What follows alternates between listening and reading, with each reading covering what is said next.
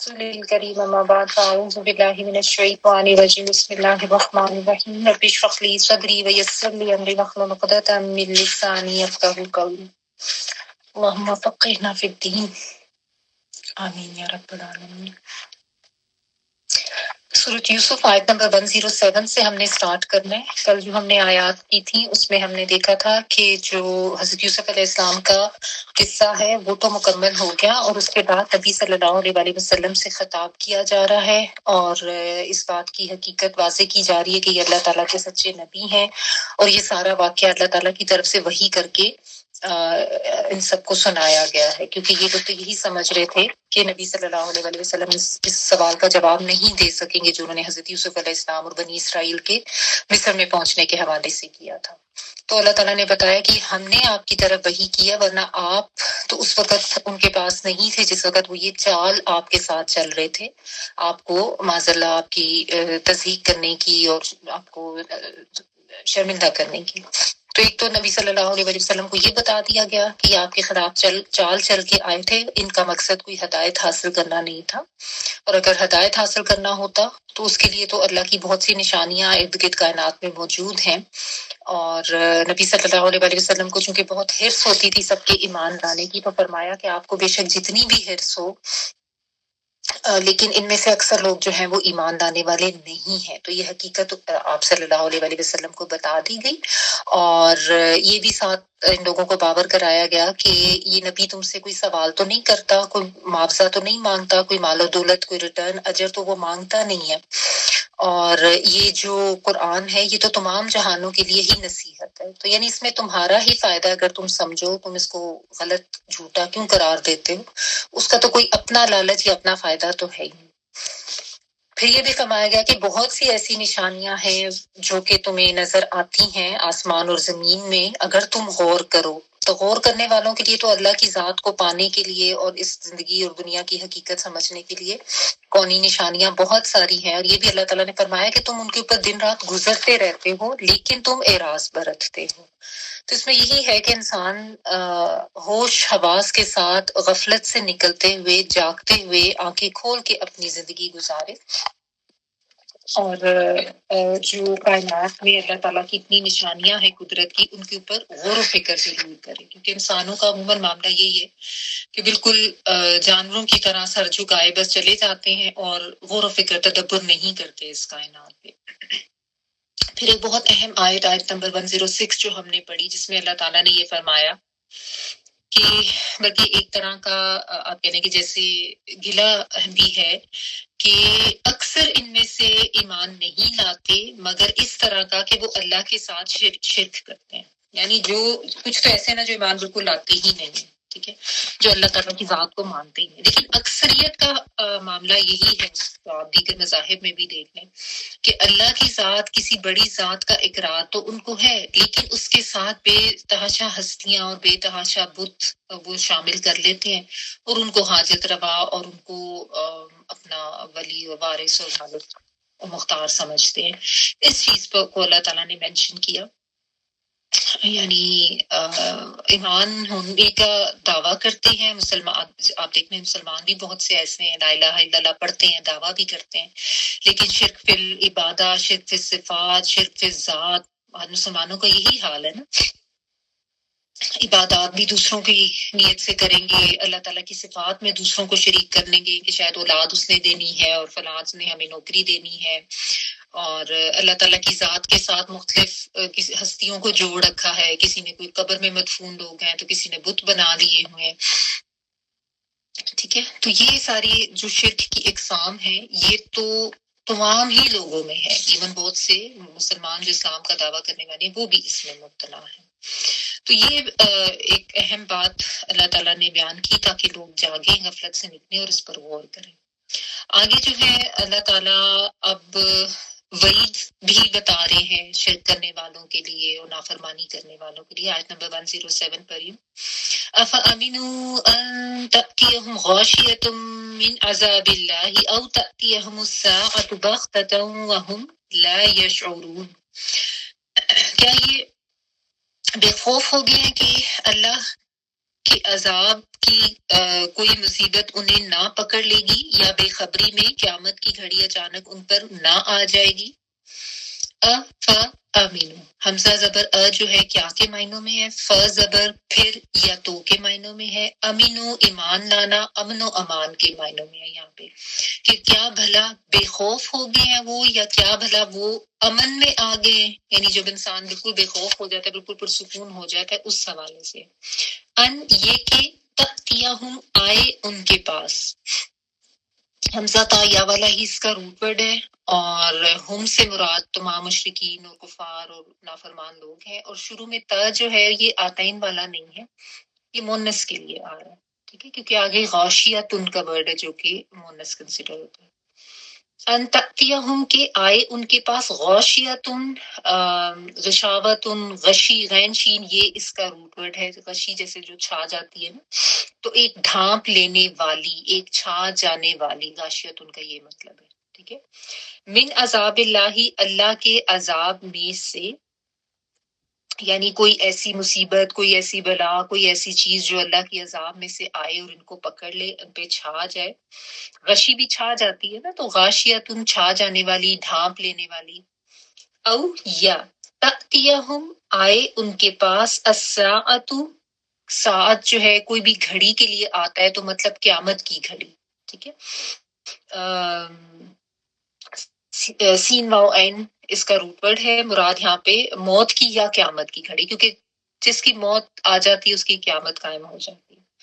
بغتتاً جو ہے با غین اور تا یہ اچانک کے لیے آتا ہے، کہ یعنی اچانک سے ان کی پکڑ ہو جائے، اچانک سے ان کے اوپر جو ہے کوئی ایسی مصیبت آ جائے، کوئی ایسا لمحہ آ جائے. وَهُمْ اور وہ لا یشعرون لا نہیں یشعرون وہ شعور رکھتے ہوں، یا وہ کے معنوں میں شین عین را روٹ ورڈ ہے، واو نون پلورل کا، یعنی وہ ایسے غافل بیٹھے ہوں. تو یہاں پہ اللہ سبحانہ تعالیٰ نے اب ڈراوا دیا عذاب کا، ایک وعید دی کہ یہ جو شرک کرنے والے ہیں یہ ڈرتے نہیں ہیں، ان کو خوف نہیں آتا کہ ان کے اوپر کسی بھی وقت اللہ کا عذاب آ سکتا ہے. یعنی یہ اتنے اطمینان میں کیسے بیٹھے ہوئے ہیں اور کیسے اتنے پرامن ہو کے، بے خوف ہو کے اپنی زندگیاں گزار رہے ہیں، جبکہ اتنا بڑا گناہ ساتھ یہ کر رہے ہیں. تو اللہ تعالیٰ کی طرف سے تو پکڑ کسی وقت بھی کسی کے اوپر آ سکتی ہے، ٹھیک ہے. یعنی یہ ان لوگوں کو جگانا یہاں پہ مقصود ہے کہ جنہوں نے اپنی زندگی کو بس دنیا کی زندگی کو ہی اصل زندگی سمجھ لیا ہے، اور یہ بھی وہ سمجھتے ہیں کہ بہت لمبی زندگی ہے اور ابھی تو بہت کچھ کرنا ہے، اور وہ بالکل آخرت سے غافل ہیں اور بالکل اپنے انجام سے غافل ہیں، اور اللہ تعالیٰ کی نافرمانیاں شرک میں مبتلا ہیں، جو کہ بالعموم بہت سے لوگوں کا یہی حال ہے. ایون اللہ کو ماننے والے، ایون مسلمان بھی، کلمہ پڑھنے والے، دعویٰ کرنے والے بھی، وہ یہ سمجھتے ہیں کہ یہ جو امن و امان کی زندگی ہے یہ دائمی ہے، اور ہر وقت بس مال حاصل کرنے کی فکر ہے، بس ہر وقت کمائی کرنے کی فکر ہے، اور ان کو یہی لگتا ہے کہ شاید ان کے پاس بہت زیادہ مہلت ہے. حالانکہ دیکھیں ہم میں سے کسی کو نہیں پتا کہ کس کے پاس کتنی مہلت ہے اور زندگی کس کی کس وقت ختم ہو جائے، ٹھیک ہے نا. اور کوئی نہیں سمجھتا، کسی کو نہیں پتا کہ اچانک کس کی موت آ جائے، اور جس کی موت آ گئی اس کی تو قیامت قائم ہو گئی نا. اس کے بعد اس کے پاس تو مہلت عمل نہیں رہی، اس کے پاس تو پھر بس جو اس نے اس وقت تک کیا اسی تک کا اس سے پھر حساب لیا جائے گا، اس سے آگے تو اب وہ کچھ نہیں کر سکتا نا. تو یہ سب کو جگایا جا رہا ہے، سب کو وارن کیا جا رہا ہے کہ ایک لمحے کا انسان کو نہیں پتا، کسی وقت اللہ کی طرف سے پکڑ ہو جائے، کوئی زمینی آفت آ جائے، کوئی آسمانی آفت آ جائے، اور انسان جو ہے اس کی فوراً موت واقعہ ہو جائے. اور ہم اس طرح کے کتنے دیکھیں بس ایسے واقعات دیکھتے ہیں نا اپنے ارد گرد. ایسا ہوتا نہیں اچانک سے زلزلہ آ گیا، اچانک سے سیلاب آ گیا، گھروں کے گھر بہہ گئے، بستیاں گاؤں اجڑ جاتے ہیں بالکل. اس طریقے سے اللہ تعالیٰ کی پکڑ آتی ہے، انسان کبھی سوچ بھی نہیں سکتا، بالکل پورے کے پورے آبادیاں جو ہیں وہ ختم ہو جاتی ہیں، ٹھیک ہے. تو بیسیکلی سب کو یہی سمجھایا جا رہا ہے کہ آنکھیں بند کر کر غافل ہو کر تم ایک راستے پر چلے جا رہے ہو، تو تھوڑا سا رکو، تھوڑا سا سوچو، تھوڑا سا جاگو کہ جس راستے پر تم جا رہے ہو وہ صحیح بھی ہے کہ نہیں. کیا تمہارے پاس کوئی حجت ہے جو تم یہ شرک کر رہے ہو؟ کیا تمہارے پاس کوئی دلیل ہے؟ کیا تم نے کوئی یہ سوچا ہے کہ اگر واقعی قیامت قائم ہو گئی اور آخرت میں اللہ کے سامنے حاضر ہوگے تو کیا جواب دو گے؟ ٹھیک ہے نا. اور اس کے لیے جو کہ بار بار کہا جاتا ہے کہ یعنی اللہ تعالیٰ کی جو نشانیاں کائنات میں ہیں ان کو دیکھ لو. کیا ان کو دیکھ کے بھی تمہیں یقین نہیں آتا؟ یا کیا ان کو دیکھ کے بھی تمہیں کوئی شرک کی دلیل ملتی ہے جس سے تم اپنے لیے شرک کو حجت بناتے ہو؟ تو یہ اگر تو تم کوئی حجت دے سکتے ہو، کوئی دلیل دے سکتے ہو تو پھر تو ٹھیک ہے، ورنہ یہی کہا جا رہا ہے کہ ارد گرد دیکھ لو جن لوگوں کا کیا حال ہوا، جس نے پہلے بھی پڑھا یمرونا والی بات کے، کیونکہ یہ لوگ گزرتے تو تھے ایسی بستیوں پر بھی جو تباہ شدہ تھیں، اور عرب میں ان کے قصے بھی مشہور تھے، ان کو پتا تھا کہ ان کے ساتھ کس طرح سے عذاب الہی آیا تھا. تو بیسیکلی ان کو بھی یہی وارن کیا جا رہا ہے، اور سمجھانے کا مقصد صرف یہ نہیں ہے کہ مشرکین مکہ کو ہی سمجھایا جا رہا ہے. تمام لوگ جو ہیں وہ اپنے ارد گرد بہت سی ایسی نشانیاں دیکھ کے سمجھ سکتے ہیں کہ ایک اللہ کی ذات ہے جو اس کائنات کو چلانے والی ہے. اور یہ بھی اگر کوئی غور و فکر کرے تو اس کو پتا چل جائے کہ شرک کی کوئی دلیل ملتی ہی نہیں ہے، نہ کوئی نقلی دلیل نہ کوئی عقلی دلیل. تو انسان بیسیکلی جو بھی شرک میں مبتلا ہوتا ہے نا، وہ بس ایک جو کانسیپٹ بچپن سے ملا ہوتا ہے، جو آباء و اجداد نے دے دیا ہے، غور و فکر نہیں کیا ہوتا، اسی پر چلے جا رہے ہوتے. ورنہ اللہ تعالیٰ بار بار یہی کہتے ہیں کہ اگر کوئی تھوڑا سا بھی عقل استعمال کر لے، تھوڑا سا غور و فکر کر لے، تو اس کو تو بہت سی نشانیاں مل سکتی ہیں. نہ تو اس کو کوئی معجزات مانگنے کی ضرورت پیش آئے، نہ اس طریقے سے آ کے سوالات کرنے پڑے جس طریقے سے انہوں نے آ کے کیا تھا، تاکہ حقانیت واضح ہو. تو بیسیکلی بس یہی اللہ تعالیٰ یہاں پہ سمجھا بھی رہے ہیں، اور ظاہر ہے سمجھانے کے مختلف انداز ہوتے ہیں نا. بعض دفعہ تو خوشخبریاں دے کے سمجھایا جاتا ہے، لیکن بعض لوگ ایسے ہوتے ہیں جو بہت زیادہ ضدی ہٹ دھرم ہوتے ہیں، ان کے لیے ڈانٹ والا پہلو ضروری ہوتا ہے، اور ان کو یا تو عذاب کی دھمکی دے کے، سزا کی دھمکی دے کے ان کو سمجھایا جاتا ہے. تو ایسے ضدی ہٹ دھرم لوگ جنہوں نے خود آ کے ایک سوال کیا اور اتنا غیر معمولی سا، اور ان کو یہی تھا کہ یہ جواب نہیں دے سکیں گے، جبکہ پورا قصہ نبی صلی اللہ علیہ وآلہ وسلم نے بتا دیا اتنے مکمل انداز میں، پھر بھی وہ نہیں مان رہے. تو اس کا مطلب یہی ہے نا کہ ضدی اور ہٹ دھرم ہے. تو ان کو پھر خوشخبریاں دے کے نہیں سمجھایا جا رہا، ان کو وعید دے کے سمجھایا جا رہا، عذاب سے ڈرایا جا رہا ہے کہ تم لوگ کے ساتھ کیا معاملہ ہوگا، اگر اچانک پکڑ آ گئی تو کیا کرو گے. تو یعنی انسان کو جو مہلت عمل اس دنیا میں ملی ہوتی ہے نا، انسان اس سے بہت زیادہ دھوکے کا شکار ہو جاتا ہے. یہ تو اللہ تعالیٰ کا قانون حال ہے نا کہ مہلت دی ہوئی ہے لوگوں کو، لیکن انسان اس غلطی میں مبتلا ہو جاتا ہے کہ شاید میں صحیح ہوں، اور شاید میری تو بس زندگی ابھی بہت پڑی ہوئی ہے. تو وہ بہت پڑی کے چکروں میں ہی رہتا ہے، اور اس کو پتہ ہی نہیں چلتا اچانک سے موت کا لمحہ آ جاتا ہے. ہر کوئی یہ سمجھ رہا ہوتا ہے کہ ابھی تو میں جوان ہوں، ابھی تو میں نے بڑھاپے تک پہنچنا ہے. آپ دیکھیں نا، بہت سے لوگ ایسے ہیں جنہوں نے اپنے بہت سے کام مؤخر کر کے رکھے ہوتے ہیں، جیسا حج کا جو ایک فریضہ ہے، بہت سے لوگوں نے اس کو مؤخر کر رکھا ہوتا ہے کہ جب ہم بڑھاپے میں پہنچیں گے نا پھر یہ فریضہ سر انجام دیں گے. حالانکہ جوانی میں طاقت بھی ہوتی ہے اور استطاعت بھی ہوتی ہے، لیکن اس وقت جو ہے انسان اپنی دیگر جھمیلوں میں مبتلا ہوتا ہے. حالانکہ جس کے پاس بھی استطاعت ہے جس وقت، اگر وہ حج نہیں کرتا تو اس کے بارے میں سخت وعید ہے نبی صلی اللہ علیہ وآلہ وسلم کی طرف سے، کہ پھر چاہے وہ کسی بھی، کہ وہ نصرانی مرے یا وہ کسی اور دین سے، مطلب کسی بھی دین سے اس کا تعلق ہو، یہودی ہو یا نصرانی ہو، یعنی اس کے لیے ایک بے پرواہی کا اظہار کیا گیا. اور انفارچونیٹلی ہمارے انڈو پاک میں یہی کانسیپٹ ہے کہ بس جب بڑھاپے میں جائیں گے تو حج کر لیں گے تاکہ سارے گناہ معاف ہو جائیں.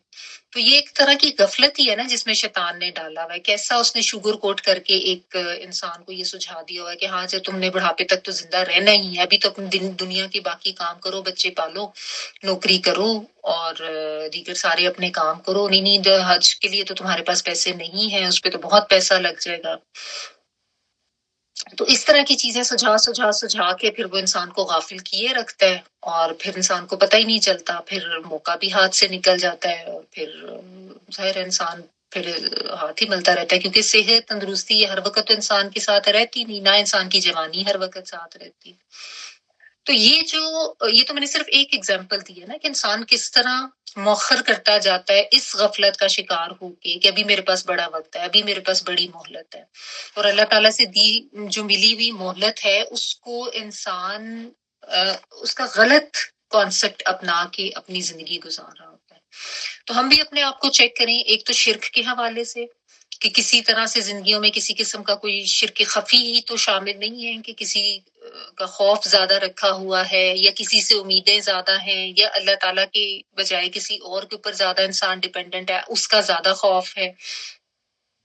برادری، معاشرہ، لوگ، دوست، یہ بہت سی چیزیں ہیں جو انسان نے سر پہ سوار کی ہوتی ہیں نا۔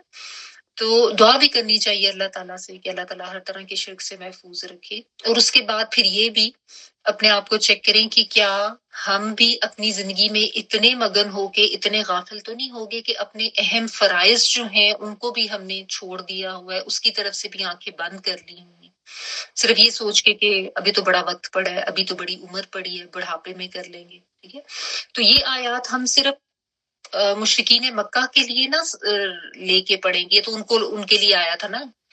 دیکھیں جس کے اوپر بھی موت بھی آ گئی، تو موت بھی تو ایک غاشیہ ہی ہے نا، جب وہ آتی ہے چھا جاتی ہے، پھر انسان کے حواس بھی ختم ہو جاتے ہیں، پھر اس کی ظاہرہ زندگی بھی ختم ہو جاتی ہے۔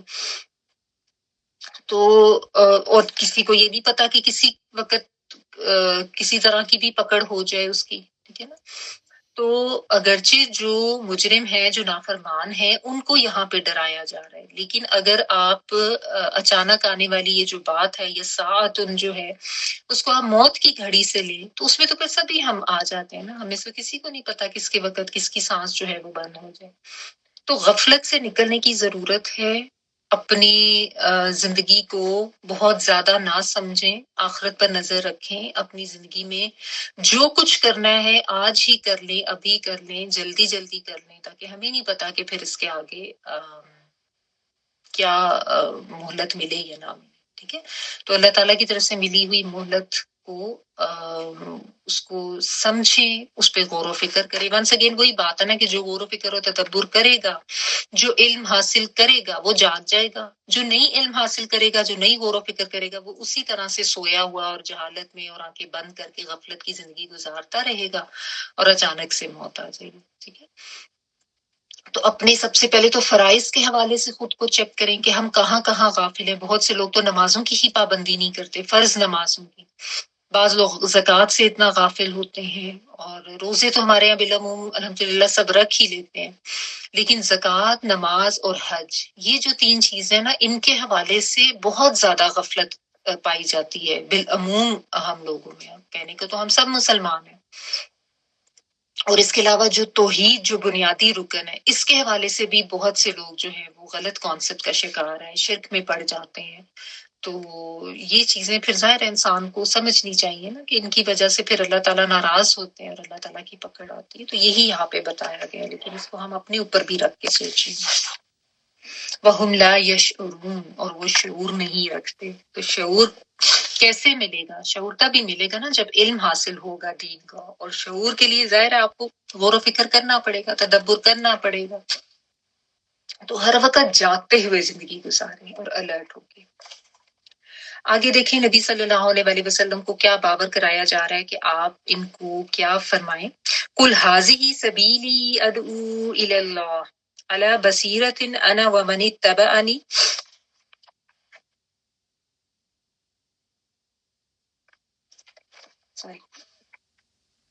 عَلَىٰ بَصِيرَةٍ أَنَا وَمَنِ اتَّبَعَنِي وَسُبْحَانَ اللَّهِ وَمَا أَنَا مِنَ الْمُشْرِكِينَ۔ تم ان کو بتا دو کہ میرا تو راستہ یہی ہے، میں اللہ کی طرف بلاتا ہوں، میں خود بھی پوری روشنی میں اپنا راستہ دیکھتا ہوں، اور میرے ساتھی بھی، یعنی جو میری پیروی کرنے والے ہیں، اور اللہ تعالیٰ پاک ہے اور شرک کرنے والوں سے میرا کوئی تعلق نہیں۔ کل کہہ دیجئے، نبی صلی اللہ علیہ وسلم کو فرمایا جا رہا ہے، حاضی یہ سبیلی، سبیل کہتے ہیں راستے کو، سین با لام اور چھوٹی یہ میں کے لیے آ رہا ہے، راستہ ہے میرا، ادعو میں بلاتا ہوں، ٹھیک ہے، دال این واؤ جو ہے وہ پکار کے لیے، بلانے کے لیے آتا ہے، اور الف جو ہے وہ میں کے لیے آتا ہے. میں پکارتا ہوں الی اللہ، اللہ کی طرف، علی بصیرت، با صاد را، بصیرت کے ساتھ، یعنی کسی خاص دلیل کے ساتھ، کسی خاص ثبوت کے ساتھ، حجت کے ساتھ، یعنی بیکار نہیں ہے یا بے ثبوت بے دلیل باتیں میری نہیں ہیں. انا میں، و من اتبعنی، من آتا ہے جو کوئی، جس کے لیے. اتبعنی، تبع جو ہے وہ پیروی کرنے کے لیے آتا ہے، تا با اور عین اتباع کرنا ہوتا ہے، تو سب کو پتہ ہے. اور نون چھوٹی ہے، نی جو ہے وہ میری یا میں کے لیے آتا ہے. ومن اتبعنی، اور جس نے اتباع کیا میرا، یا جس نے بھی پیروی کی میری. جب آپ اس ورڈ کو سیپریٹلی پڑھیں گے نا تو اتبعنی پڑھیں گے، الف کے نیچے سے لگا دیں. وسبحان اللہ، اور پاک ہے اللہ تعالیٰ. سبح سین باہا، اللہ تعالیٰ کی پاکی کے لیے آتا ہے. لفظی مطلب اس کا تیرنا ہوتا ہے. اللہ تعالیٰ پاک ہے. وما، اور نہیں، انا میں، من المشرکین، شرک کرنے والوں میں سے. ابھی نبی صلی اللہ علیہ وآلہ وسلم کو جو ہے نا بتایا جا رہا ہے کہ اصل دین کا راستہ آپ ان کو سمجھا دیں. اور ان کو تھوڑا غزل پاز کرنے، جس کے 5 منٹس پلیز.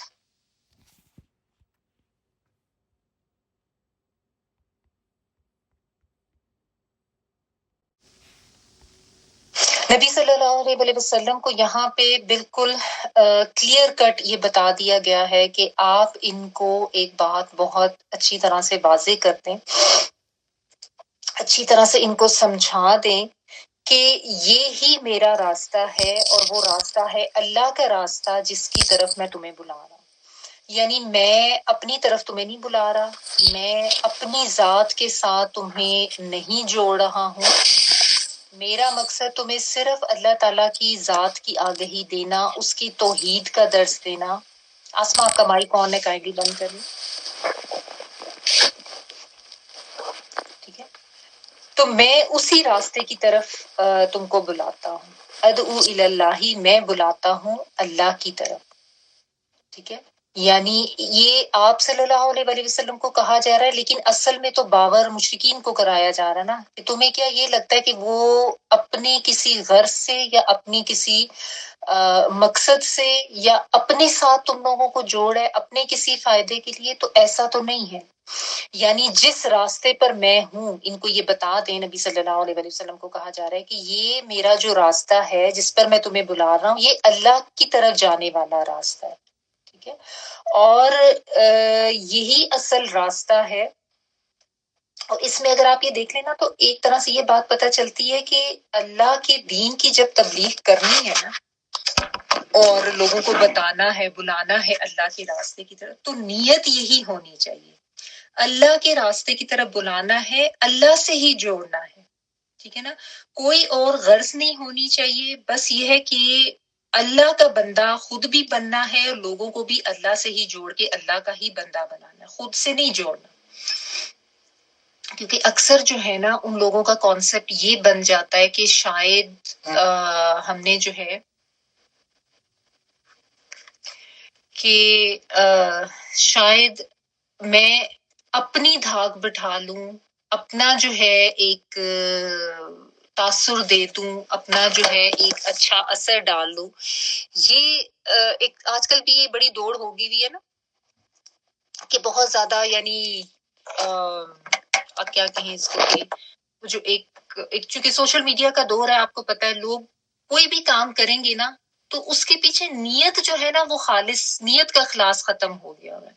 وہ بیسیکلی یہی ہوتا ہے کہ بات دین کی ہی کر رہے ہوتے ہیں، لیکن بالعموم تو لوگ دین کو بیچ ہی رہے ہیں آج کل سوشل میڈیا پہ، کہ اپنا اچھا امپریشن ڈالنے کے لیے، اپنی کوئی واہ واہ کرانے کے لیے، لائکس لینے کے لیے، ویوز لینے کے لیے ایسے ایسے دعوے کیے جا رہے ہوتے ہیں، ایسی ایسی باتیں بغیر تصدیق کے شیئر کی جا رہی ہوتی ہیں، کس طرح کے کیپشنز ہوتے ہیں ویڈیو کے، جسٹ ٹو اٹریکٹ ادرس، کے لوگ فوراً اس کو کلک کریں، فوراً ہماری ویڈیو دیکھی جائے. تو اگر آپ یعنی غور کریں نا تو وہ جو ایک نیت ہے نا پیچھے، اس میں کھوٹ آ چکا ہوا ہے. تو this is something that needs to be addressed. ٹھیک ہے، تو بہرحال یہی کہا جا رہا ہے کہ میں تو اللہ کی طرف نہ تھا، اور واقعی نبی صلی اللہ علیہ وآلہ وسلم کا جو طریقہ، آپ کا جو منہج تھا اور آپ کی جو شریعت لائی ہوئی، وہی اصل نمونہ ہے۔ جو اس طریقے پر رہے گا وہ کامیاب ہے۔ آپ صلی اللہ علیہ وآلہ وسلم نے خود بھی یہی کہا تھا، تم میں سے کامیاب وہی ہے جو میرے اور میرے اصحاب کے طریقے پہ ہے۔ ٹھیک ہے نا؟ تو یہ اب اس میں سمجھنے کی بات ہے کہ ہم اپنے اپنے طریقوں کو تو ذرا چیک کریں کہ ہم میں سے آج بے تحاشا بے شمار لوگ ایسے ہیں جو کہ نبی کی امتی ہونے کے دعوے دار ہیں، نبی سے محبت کے بھی دعوے دار ہیں، لیکن طریقے بدعت پلے اپنائے ہوئے ہیں، سنتوں کو چھوڑ دیا گیا ہے، سنتوں کی اول تو کوئی ان کے بارے میں جاننے کی کوشش نہیں کرتا، علم ہی ان کا حاصل نہیں کرتا، اور اگر کر بھی لینا تو سنتوں کی اہمیت ہمارے ہاں نہیں رہی ہوئی، اس کی طرف سے اتنا ایک لاپرواہی والا رویہ ہے، یا وہ بات ہے کہ دین سے اور اللہ کے نبی سے جب محبت ہوگی نا تو پھر ہی انسان ان سنتوں کو اپنا سکتا ہے۔ بلکہ آج کل تو جو ایک یہ فتنہ چل پڑا ہوا ہے حدیث کے انکار کا، اس میں بھی آپ دیکھیں یہی بات ہے نا کہ کس طریقے سے لوگ بس نبی صلی اللہ علیہ وآلہ وسلم اور ان کی ذات اور ان کی بات اور ان کے اقوال سے انکار کی راہ پہ چل پڑے ہوئے نا، ایک طرح سے کہ ہمیں حدیث کی ضرورت نہیں ہے اور بس قرآن کافی ہے اور ہم بس اسی پر رہیں گے، تو یہ بھی چیزیں غلط ہے۔ اور پھر دیکھیں اس میں مزید آگے کیا اس پہ زور دیا جا رہا ہے کہ الا بصیرت انا ومن اتبعنی، یعنی میں جس راستے کی طرف تمہیں بلا رہا ہوں نا، جو توحید کا راستہ، جو اللہ کا راستہ، کوئی ایسا نہیں ہے کہ میں کوئی بے ثبوت یا بے دلیل باتیں کر رہا ہوں۔ بصیرت ہوتا ہے ایسے فہم کے ساتھ، جیسے دل کی آنکھ سے دیکھنا، پورے شعور کے ساتھ۔ تو جو میں تمہیں بلا رہا ہوں یہ تو راستہ ایک اتنا صحیح اور شعور والا راستہ ہے، میں خود بھی شعور کے ساتھ تمہیں بلا لا، اور اگر تم بھی ذرا عقل و فہم کرو تو تمہیں پتہ چل جائے گا کہ یہی اصل راستہ ہے۔ اور صرف میں ہی نہیں، جو میرے ساتھ پیروی کرنے والے ہیں، یعنی آپ صلی اللہ علیہ وآلہ وسلم کے پیروکار صحابہ کرام جتنے بھی ہیں، وہ سب بھی نبی صلی اللہ علیہ وآلہ وسلم کے راستے پر ہی تھے، جو کہ ایک شعور کا راستہ ہے۔ اور یہ بھی جو بات ہے نا بہت امپورٹنٹ ہے کہ ہم اپنے آپ کو دیکھیں کہ ہم کیا کرتے ہیں، کیا ہم نے جو راستے اپنائے ہوئے ہیں اپنی زندگی کے وہ شعوری راستے ہیں، اس میں ہمارے اوپر کوئی فہم ہے، کوئی عقل ہے، یا ہم بے شعور ہو کے بالکل ایسے ہی جو ہے آنکھیں بند کر کے اپنی تمام راستے اپنا رہے ہیں۔ اور اکثر لوگوں کا یہی ہے، آباء و اجداد کے طریقے جو کچھ ہمیں پتہ چلا ہوا ہے بس وہی ہم اپنا کے اسی پہ چلتے جائیں گے، خود عقل استعمال نہیں کرنی، خود سوچنا سمجھنا۔ آپ دیکھیں دین کا آج ایک کیا حلیہ ہے جو ہمارے سامنے ہو چکا ہے، یعنی بالکل ایک من مانا دین ہم نے بنا لیا ہوا ہے، جس میں ہمارے لیے اپنی مرضی کی آسانیاں ہیں، جس میں ہم نے انٹرٹینمنٹ کو بھی اپنے لیے جو ہے وہ شامل کیا ہوا ہے مختلف طریقوں سے، کہ دین جو ہے اس کو انٹرٹینمنٹ کا کیسے ذریعہ بنایا جا سکتا ہے، جس کی مثال ہے کہ قوالیاں وغیرہ اور ان کو ان کے لیے بڑا عقیدت رکھنا، اور اس کے علاوہ اور بھی پتہ نہیں کیا کیا۔ ویسے بھی وہی بات ہے کہ بدعات اتنی زیادہ ہیں، یہ سب بے شعور ہونے اور بغیر بصیرت کے راستہ اپنانے کی ہے نا مثالیں اگر دیکھا جائے تو راستہ ایک تو اللہ کا ہونا چاہیے اور دوسرا شعور کے ساتھ ہونا چاہیے، بصیرت کے ساتھ، یعنی کم از کم انسان کوئی دلیل تو مانگے نا، کوئی دلیل ڈھونڈنے کی تو کوشش کرے کہ جس راستے پر میں ہوں میرے پاس اس کا کیا ثبوت ہے کہ واقعی یہ دین کا راستہ ہے۔ صرف یہ کہ میرے والدین نے مجھے سکھا دیا، میرے باپ دادا یہ کرتے آئے تھے، کیا اتنی دلیل کافی ہے؟ یہ تو کوئی ثبوت نہیں ہے۔ کوئی دین کا فہم حاصل کریں، کوئی سیکھیں، کوئی سمجھیں، کوئی لکھیں اور پڑھیں اور پھر دیکھیں، شعور استعمال کریں، بصیرت کے ساتھ دیکھیں۔ اگر تو بغیر سوچے سمجھے زندگی گزارنی ہے تو وہ تو مویشوں والی زندگی ہے نا، تو ان کو بھی نظر آ رہا ہوتا ہے کہ یہ پہاڑ ہے تو یہ دریا ہے، تو ہم بھی اسی طریقے سے زندگی گزار دیں۔ جو شعور اللہ تعالیٰ نے دیا، جو فرق کرتا ہے، جو انسان کو باقی مخلوقات سے ایک بڑا شرف دیتا ہے، شعور کا، عقل کا، فہم کا، یہی تو فرق ہے۔ اس فرق کو ہی ہم نے مٹا دیا تو پھر کیا فائدہ ہے ایسی زندگی کا؟ ٹھیک ہے، تو یہ بہت اہم یہاں پہ بات کی گئی ہے کہ ہم جس دین کو اپنائے ہوئے ہیں نا اس کے اوپر غور و فکر کریں کہ کیا اس کو ہم نے شعور اور فہم اور بصیرت کے ساتھ اپنایا ہے یا لاشعوری طور پہ بس جو ایک طریقہ گھر والوں کا چلا آ رہا ہے اسی کے ذریعے ہم نے اس کو اپنا لیا کہ محض مسلمان گھرانے میں پیدا ہو گئے اور اس کے بعد آنکھیں بند کر کے بس جو ہو رہا ہے اسی کے اوپر چلتے جائیں. کیونکہ جس میں شعوری ایمان ہوگا وہ شعوری طور پر صحیح راستہ اپنا کے اس پر عمل کرنے کی کوشش کرے گا نا، جو اصل ہدایت کا راستہ ہے. اور پھر جب وہ دوسرے لوگوں کو بلائے گا تو اس کے پاس بھی یہ ایک پھر یعنی ایک دلیل ہوگی، صحیح دلیل، صحیح بصیرت اور صحیح شعور و فہم کے ساتھ لوگوں کو بلائے گا نا. ٹھیک ہے نا. تو پھر اس میں دیکھیں شعور و بصیرت میں پھر یہ بھی چیز آ جاتی ہے کہ آپ کو اگر کوئی دین کی بات پتہ چلی ہے نا تو وہ جو ایک بہت سے لوگوں کا یہ المیہ میں تو کہوں گی کہ بغیر تصدیق کر کے اس کو فوراً سے آگے شیئر کر دیتے ہیں نا. احادیث پتہ چلی، کوئی بات دین کے حوالے سے پتہ چلی، کوئی کوشش نہیں کریں گے کہ پہلے ہم اس کو ویریفائی کر لیں کہ یہ ٹھیک ہے یا نہیں ہے. حالانکہ دیکھیں ویریفائی کرنے کے لیے نا ہمیں اتنی زیادہ اب تو آپشنز اویلیبل ہیں. آپ گوگل پہ جائیں، سرچ کریں اس حدیث کے کیا اس کی سند ملتی ہے ہمیں یا اس بارے میں کیا سند ملتی ہے. اپنی کوشش کریں، اس کو ویریفائی کریں. اگر وہ چیز صحیح ہوتی ہے تو پھر ہاں کوئی اچھی بات ہے تو آپ ضرور اس کو آگے شیئر کریں. یہ نہیں کہ کہیں سے ایک میسج آیا فوراً ٹھک اٹھا کے آپ نے گروپ میں شیئر کر دیا یا فوراً ٹھک اٹھا کے آپ نے اگلے کسی ریلیٹیو کو بھیج دیا. یہ بھی جو ہے نا یہ بصیرت کے ساتھ زندگی گزارنا نہیں ہے. اور ہمارا دین ہمیں فہم کے ساتھ، شعور کے ساتھ، عقل کے ساتھ زندہ رہنے کی ترغیب اور تعلیم دیتا ہے. آج بہت سے مسلمان جو اتنے غلط قسم کے دین کی رسوم و رواج اپنا چکے ہوئے ہیں نا، اس کی وجہ ہی صرف یہی ہے کہ عقل، شعور، فہم، بصیرت اس سے تو کوئی تعلق ہی نہیں ہے نا. تو یہ بہت بڑا ایک المیہ بن گیا ہوا. اس پہ بہت زیادہ ہمیں غور کرنے کی ضرورت ہے. اور پھر اگر دین کی تبلیغ بھی کرنی ہے، دعوت بھی دینی ہے، تو اس میں بھی کوئی فہم اور شعور ہونا چاہیے اور مقصد واضح ہونا چاہیے کہ اخلاص کے ساتھ، خالص نیت کے ساتھ صرف اللہ کی طرف بلانا مقصود ہو، اللہ سے جوڑنا مقصود ہو اور کوئی دنیاوی مقصد مد نظر نہیں ہونا چاہیے. اپنی شخصیت سے یا کسی خاص شخصیت سے جوڑنا مقصود نہیں ہونا چاہیے. ٹھیک ہے نا. اور پھر یہ بات ہے کہ جو دعوت بھی دینی ہے نا دین کی، وہ بھی علم پر مبنی ہونی چاہیے. مطلب محض دعوے، محض اندازے، کیا سرائیاں، یہ جو میں بھی بات کر رہی کہ ہم اپنی طرف سے بڑا سمجھتے ہیں کہ ہم دین کا دعوت دے رہے ہیں لوگوں کو، فٹافٹ شیئر کر دی بات بغیر کوئی تصدیق کیے کہ ہاں بس ٹھیک ہے صحیح ہوگی، کیا سرائیاں، اندازے. ٹھیک ہے نا. اصل معرفت حاصل کرنا، اللہ کی، دین کی، حکمت کے ساتھ چلنا. حالانکہ حکمت تو سکھائے گی ہے نا، یتلو علیہم آیاتی و یزکیہم ویعلمہم الکتاب والحکمت. تو یہ تو نبی صلی اللہ علیہ وسلم کی تعلیم کے بنیادی اجزاء تھے. تزکیہ بھی کرنا، تعلیم بھی دینا، حکمت بھی سکھانا، پڑھ کے سنانا، یہ سارے ہم پڑھ چکے ہیں نا، یہ سارے جو اجزاء ہیں. لیکن آج ہم میں سے کتنے ہیں جو دین کی طرف دعوت دیتے ہوئے حکمت سے کام لیتے ہیں اور تزکیہ کا کام کرتے ہیں. تزکیہ پہلے تو اپنی طرف سے سٹارٹ ہونا چاہیے نا. جب اپنی ہی نیت خالص نہیں ہے، اپنی نیت یہ ہے کہ ہمیں لائکس مل جائیں، جو زیادہ سے زیادہ ہماری ویڈیوز جو ہیں اس کو دیکھ لیا جائے، شیئر کر لیا جائے، تو یہ تو مطلب اگر دیکھیں نا کہ وہی بات ہے کہ آج کل سوشل میڈیا پہ آ کے جو لوگ دین کا کام کریں نا، میں تو کہتی ہوں ان کے لیے بہت بڑا یہ مرحلہ جہاد ہے کہ وہ اپنی نیت کو خالص رکھتے ہوئے یہ کام کریں.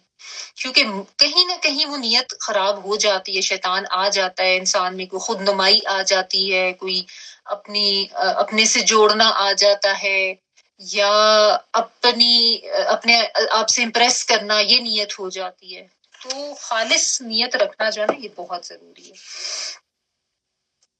تو یہ محض خاندانی طریقوں کو اپنا لینا، ان کو فالو کر لینا، یہ دین نہیں ہے. یہ نہ تو آپ صلی اللہ علیہ وسلم کا اتباع ہے، نہ یہ آپ صلی اللہ علیہ وسلم سے کوئی محبت کی نشانی ہے.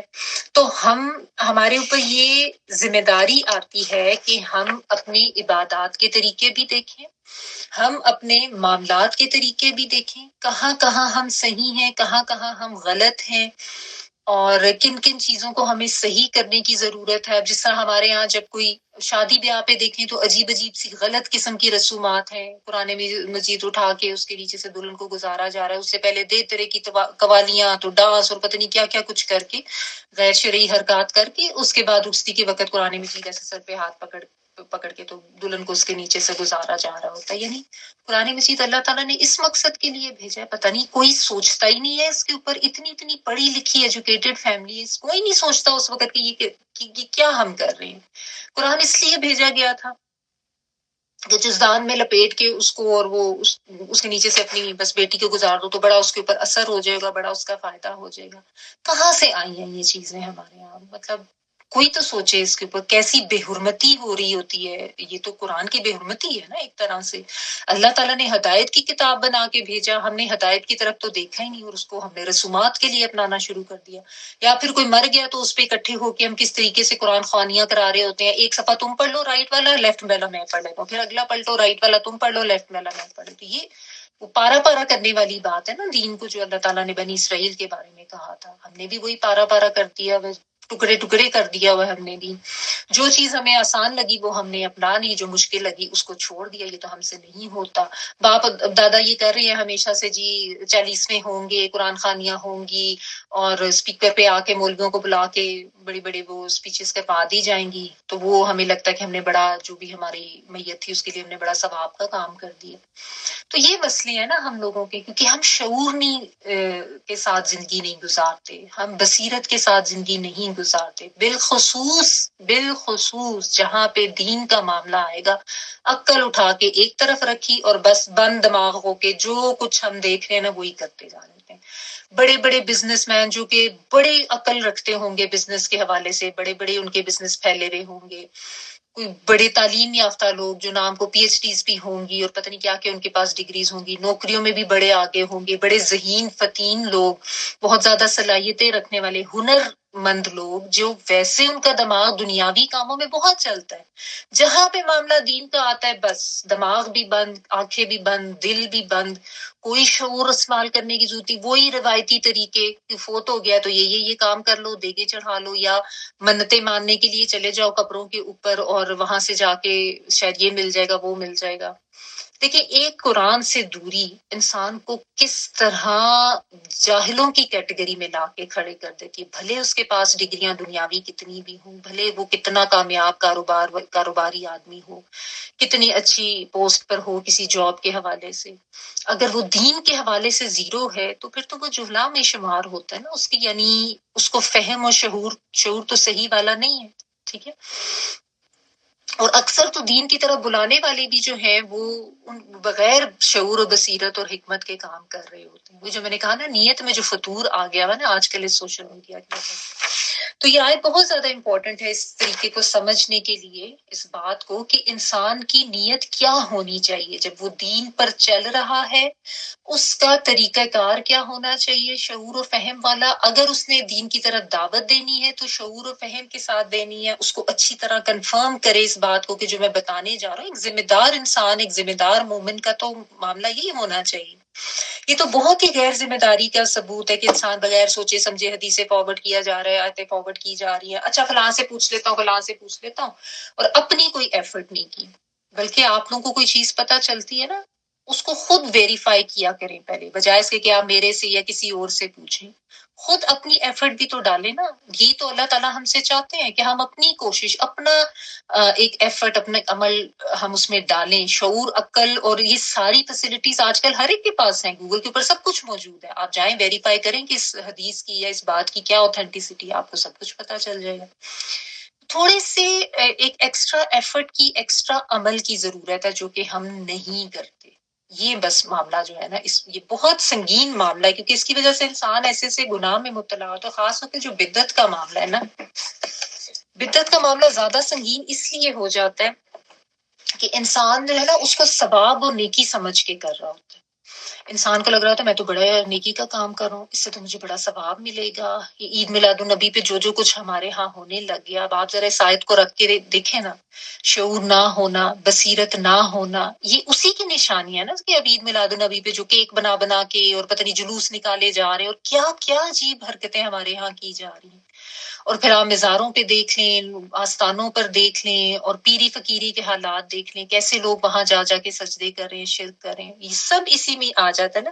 اللہ بصیرت ان والی بات نہیں ہے نا، وہ بصیرت، وہ فہم، وہ شعور، وہ دل کی آنکھ، وہ علم، وہ حاصل ہی نہیں کوئی کرتا، سارے بس دیکھا دیکھی وہی کرتے جانا ہے، وہی کرتے جانا ہے۔ تو آگے فرمائے وسبحان اللہ وما انا من المشرکین، پاک ہے اللہ کی ذات اور میں تو شرک کرنے والوں میں سے نہیں ہوں۔ یعنی اللہ تعالیٰ کی ذات کے ساتھ جب شرک کیا جاتا ہے تو اس کی ذات کی جو کبریائی اور اس کا جو مقام ہے وہ کم کرنے کی کوشش کی جاتی ہے، جو کہ کم تو نہیں ہو سکتا۔ لیکن دیکھیں اللہ تعالیٰ کے لیے جب ہم سبحان کا ورڈ یوز کرتے ہیں تو اس سے مراد کوئی وہ جیسے ہم کو جسمانی طہارت یا اس طرح کی چیز تو نہیں لیتے نا، اس سے مراد یہ ہوتا ہے کہ اللہ سبحانہ تعالیٰ اپنی ذات میں، اپنی صفات میں ان تمام کمزوریوں سے پاک ہے جو لوگ اس سے منسوب کرتے ہیں، ان تمام نقائص سے، ان تمام شرک سے پاک ہے جو لوگ اس سے منسوب کرتے ہیں کہ پتہ نہیں اللہ تعالیٰ کو دنیا کاروبار دنیا چلانے کے لیے جو ہے وہ دوسری ہستیوں کی ضرورت تھی، یا کسی کو رزق دینے کے لیے اللہ تعالیٰ نے کسی اور کو لگایا ہوا ہے، تو کسی کو اولاد دینے کے لیے کسی اور کو اختیار دیا ہوا ہے۔ یہ کمزوریاں انسان اللہ کی ذات کے ساتھ منسوب کرتا ہے کہ معاذ اللہ نعوذ باللہ، جیسے اللہ تعالیٰ اس دنیا کا جو پورا کام اور معاملات ہیں اس کو شاید اللہ سبحانہ تعالیٰ کی ذات اکیلے نہیں سنبھال سکتی، معاذ اللہ ثم معاذ اللہ۔ تو ایسا تو نہیں ہے نا، کیوں انسان یہ سوچ لیتا ہے کہ اللہ تعالیٰ کو اس دنیا کے معاملات چلانے کے لیے دوسری ہستیوں کی ضرورت ہے؟ یہی مسئلہ تھا ان مشرکین مکہ کا کہ جنہوں نے بت بنائے ہوئے تھے، جو فرشتوں کو مانتے تھے، ان کے ساتھ یہی ان کا معاملہ تھا۔ وہ سمجھتے تھے کہ اللہ تعالیٰ جو ہے وہ سارے کام خود تو کر نہیں سکتے، معاذ اللہ، اور یہ ہستیاں ہیں جو جن کو اللہ تعالیٰ نے لگایا ہوا، اور ہم اللہ تعالیٰ کے ساتھ ڈائریکٹ اپروچ نہیں کر سکتے، تو ہمیں ان ہستیوں کو خوش کر کے اللہ تعالیٰ کے پاس پہنچنے کی ضرورت ہے۔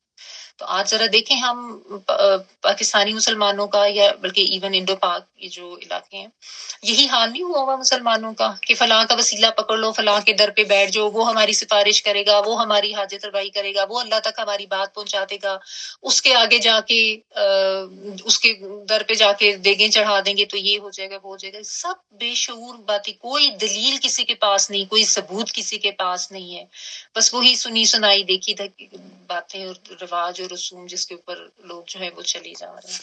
تو اللہ تعالیٰ تو ان تمام کمزوریوں سے پاک ہے۔ تو نبی صلی اللہ علیہ وسلم کو کہا گیا کہ آپ ان کو بتا دیں کہ میرا راستہ شرک والا نہیں ہے، نہ میں اس چیز کے اوپر تمہارے ساتھ کسی قسم کا کوئی کمپرومائز کروں گا۔ تو یہاں پہ جو ہے نا نبی صلی اللہ علیہ وسلم کے راستے، آپ کے منہج، آپ کی شریعت، آپ کی احادیث، آپ کے اقوال، آپ کے افعال، ان سب کی حقیقت اور ان سب کی سچائی کا ثبوت بھی ملتا ہے کہ اصل راستہ آپ صلی اللہ علیہ وسلم کی زندگی کا۔ تو اگر وہ راستہ اتنا صحیح ہے تو پھر کامیابی بھی تو اسی پر چل کے ملے گی نا، کیونکہ آپ صلی اللہ علیہ وسلم نے اپنے لیے تو کبھی نہیں بلایا، اللہ کے لیے بلایا، اللہ کے راستے کی طرف دعوت دی۔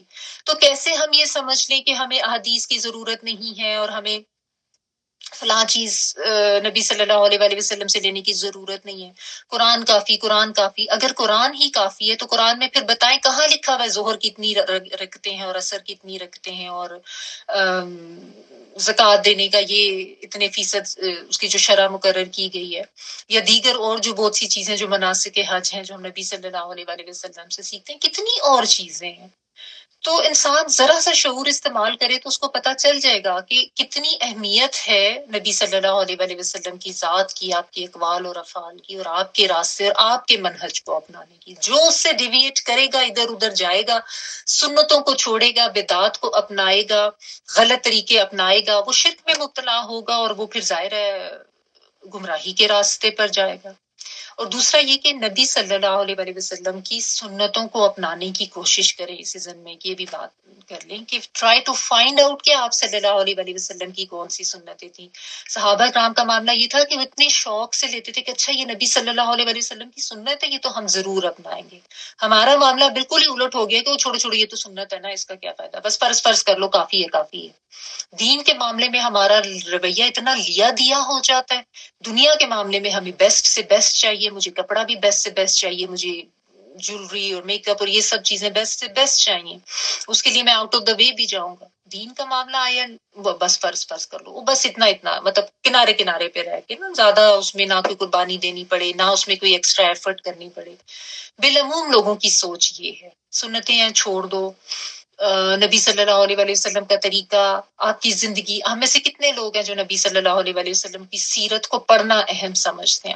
اپنے دل پہ ہاتھ رکھ کے سوچیں، آج تک کس نے جو ہے وہ سیرت کو اہمیت دے کے اس کو جاننے کی کوشش کی ہے؟ ہماری اپنی کلاس میں دیکھیں کتنے لوگ ہوتے ہیں. کیوں؟ کیونکہ ہم اس کو اتنا اہم نہیں سمجھتے نا. قرآن کافی ہے، بس ہم بڑا نہیں ہو گیا، قرآن پڑھ لیا، اتنی محنت کر لی، اتنا وقت لگا لیا، کیا ضرورت ہے نبی صلی اللہ علیہ وآلہ وسلم کے بارے میں جاننے کی؟ حالانکہ جب آپ پڑھتے ہیں تو آپ کی اتنی آنکھیں کھلتی ہیں اور آپ کو ایسی اتنی محبت ہوتی ہے، ایسی چیزیں آپ کو پتہ چلتی ہیں. واقعی آپ کو پھر اپنی نبی صلی اللہ علیہ وآلہ وسلم سے جو محبت ہوتی ہے کہ اتنی قربانیاں، ایسی زندگی گزاری، بیٹھنے کا کوئی سکون کا لمحہ ہی نہیں، قربانی اور کیسے انہوں نے اپنے لیے اپنے آپ کو دین کے لیے وقف کیا رکھا، اور صحابہ کرام نے بھی، اور کیسی محبتیں تھیں صحابہ کرام کو نبی صلی اللہ علیہ وآلہ وسلم سے، اور کیسے کیسے واقعات ان کی زندگیوں میں آئے. تو یہ ہے نا کہ ہم اپنے آپ کو چیک کریں ہم کہاں کھڑے ہیں. ہمارے لیے دنیا اور باقی چیزوں کی جب اتنی اہمیت ہے تو قرآن کے ساتھ ساتھ نبی صلی اللہ علیہ وآلہ وسلم اور ان کے اقوال و افعال، ان کی سیرت اور ان کی زندگی کے بارے میں جو تفصیلات ہیں ان کو جاننے کی اہمیت ہمارے پاس کیوں نہیں ہے، اور ان کو اپنانے کی اہمیت کیوں نہیں ہے. تو چھوٹی سی ٹپ آپ لوگوں کے لیے کہ جو چھوٹی موٹی احادیث نبی صلی اللہ علیہ وآلہ وسلم کی، جو کہ آپ کے جن کے بارے میں سب کو پتہ ہے کہ صحیح ہیں، ان پہ عمل کر کے ان کو دوسروں کو بھی بتائیں. آپ صلی اللہ علیہ وآلہ وسلم کی چھوٹی چھوٹی پیاری پیاری جو سنتیں ہیں، ہر چیز میں، کھانا کھانے سے پہلے بسم اللہ پڑھ لو، پانی بیٹھ کے پیو، یہ دعا پڑھو، وہ کرو، کپڑے ایسے تبدیل کرو، گھر سے نکلتے ہوئے کیا دعا پڑھنی ہے، داخل ہوتے ہوئے کیا دعا پڑھنی ہے، اور سواری پہ چڑھتے ہوئے. ہم کتنا کہ ان سنتوں پر عمل کرتے ہیں. خود اپنے آپ کو ٹٹولیں، خود اپنے اوپر نظر کریں تو ہمیں پتہ چل جائے گا کہ کتنی محبت ہے ہمیں نبی صلی اللہ علیہ وآلہ وسلم کے راستے کی. اللہ تعالیٰ نے تو کہہ دیا کل ھذہ سبیلی ادعو الی اللہ. چاہتے تو ہم یہی ہے کہ ہم اللہ کے راستے کی طرف جائیں، لیکن اس طرف جانے کا جو راستہ ہے نبی صلی اللہ علیہ وآلہ وسلم کی زندگی کا، اس کے بارے میں جاننے کی اور اس کو پھر اپنانے کی ہم کتنی کوششیں کرتے ہیں. فائدہ ہی ہوگا نا اس میں. آپ صرف وہ مسنون دعائیں ہی سیکھیں تو سارا دن آپ کا ہر عمل کے پیچھے جو ہے نا وہ دعا کے ساتھ ہی گزرے گا، اور انسان کو احساس ہوگا کہ واقعی مطلب مجھے تو ہر لمحے کے لیے، ہر کام کے لیے دعا نبی صلی اللہ علیہ وآلہ وسلم نے سکھا دی. یہی ہے راستہ اللہ کی طرف جانے والا. تو اس میں جو ہے نا اپنے آپ کو ہر آیت میں ہمیں خود رکھ کے سوچنا ہے، اور یہ بھی کہ اللہ تعالیٰ کی پاکی بیان کرنا صرف زبانی لحاظ سے نہیں، اپنے عمل سے بھی چیک کریں کہ ہم کہیں پہ اللہ تعالیٰ کے ساتھ اس دنیا کو، اس معاشرے کو، اس کی رسوم و رواج کو اور اپنی برادریوں کو شریک تو نہیں کر لیتے. کہاں ہمارے جو لوگوں کے خوف ہیں وہ اللہ کے خوف سے بڑھ چکے ہوئے ہیں، اور کہاں ہم لوگوں کے خوف سے عمل کر رہے ہوتے ہیں بجائے اس کے کہ اللہ کے خوف سے عمل کریں. اور کہاں پہ ہم اللہ کی بات پر اور اللہ کے حکم پر عمل کرنے سے پیچھے ہو رہے ہوتے ہیں، وہاں پہ بھی ہم نے لوگوں کا خوف زیادہ طاری کر لیا ہوتا ہے. میرا امپریشن ایسا، لوگ کیا کہیں گے، لوگ مذاق اڑائیں گے، اور اللہ کے خوف کو ہم پس پش ڈال دیتے ہیں. ٹھیک ہے، تو یہ بہت زیادہ سمجھنے کی بات ہے نا. اگر شعور اور فہم اور بصیرت کے ساتھ دین کو اپنانا ہے تو پھر یہ سب چیزیں اپنی چیک کرنی پڑیں گی، ہم دیکھیں کہ ہم کیا کریں. وما ارسلنا من قبلك الا رجالا نوحي اليهم من اهل القرى افلم يسيروا في الارض فينظروا كيف كان عاقبة الذين من قبلهم وللدار الاخرة خير للذين اتقوا افلا تعقلون. اے محمد، نبی صلی اللہ علیہ وسلم کو کہا جا رہا ہے تم سے پہلے ہم نے جو پیغمبر بھیجے تھے وہ سبھی مرد ہی تھے اور انہی بستیوں کے رہنے والے تھے. اور انہی کی طرف ہم وہی بھیجتے رہے. پھر کیا یہ لوگ زمین میں چلے پھرے نہیں ہے کہ ان قوموں کا انجام انہیں نظر نہ آیا جو ان سے پہلے گزر چکی ہیں؟ یقیناً آخرت کا گھر ان لوگوں کے لیے اور زیادہ بہتر ہے جنہوں نے پیغمبروں کی بات مان کر تقوی کی روش اختیار کی. کیا اب بھی تم لوگ عقل استعمال نہیں کرو گے؟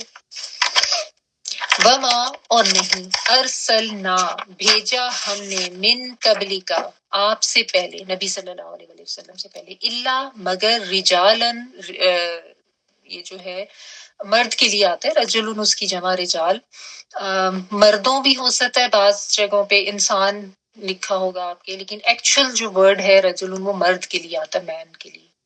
نو ہی ہم وہی کرتے ہیں نون آتائن والا ہم کے معنوں میں واخا یا وہی ہم وہی کرتے ہیں الیہم طرف ان کے من اہل القرا بستی والوں میں سے یا شہروں والوں میں سے ہم قرا جو ہے نا بیسیکلی